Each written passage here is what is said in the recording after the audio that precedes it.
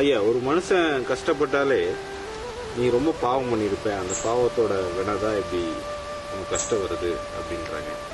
சரி, அந்த பாவத்தை எப்படிதான் அழிக்கிறது, எப்படி புண்ணியத்தை சேர்த்துறது, அதுக்கு தானே ஷார்ட்கட் இருந்தா சொன்னாங்க. ஷார்ட்கட் மெத்தட், நம்ம எல்லாருமே ஷார்ட்கட் மெத்தட் தான் தேடுறோம். எல்லாத்துக்குமே ஷார்ட்கட் மெத்தட் இருக்குது. இப்ப நம்ம வாழ்க்கையில கஷ்டப்படுறோம் அப்படின்னா அந்த கஷ்டத்துக்கு காரணம் நாம முந்தைய காலங்களில் செய்த வினை. என்ன, அந்த பிரபஞ்ச இயக்கம் இயங்கிட்டு இருக்குது. அதை படைச்ச இறைவன் அந்த பிரபஞ்சத்தை அப்படித்தான் படைச்சிருக்கார். ஒன்றை பிரபஞ்சத்துக்கு நீ என்ன கொடுக்கறியோ அது உன்னை வந்து சேரும். இந்த அமைப்பில் இறைவன் படைச்சிருக்கார்.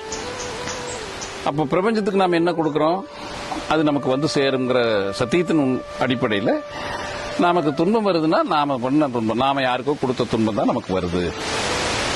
நாம கொடுத்த துன்பம் தான் நமக்கு வருதுன்னு முதல்ல ஏற்றுக்கொள்ற தன்மை வேணும்.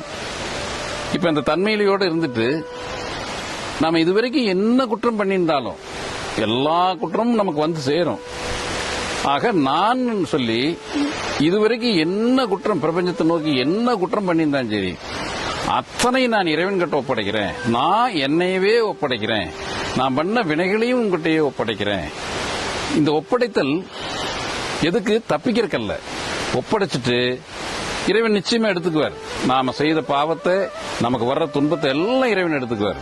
அதன் பிறகு எடுத்த பிறகு மீண்டும் அதே நிலையில நமக்கு நன்மைகள் வரும். அந்த நன்மைகளையும் இறைவன் கிட்ட ஒப்படைச்சிட்டோம்னா, அப்படியே ஒப்படைச்சிட்டோம்னா நமக்கு எந்த நன்மையும் இல்லை, தீமையும் இல்லை. நாம் சரணாகதி அடைஞ்சிக்கிற இறைவன் நமக்கு சாஸ்வதமா இருப்பான். இப்ப அதுதான் வெரி ஷார்ட்கட். டக்குன்னு ஒப்படைக்கிறது ஒண்ணுதான் உடனடியான ஷார்ட்கட்.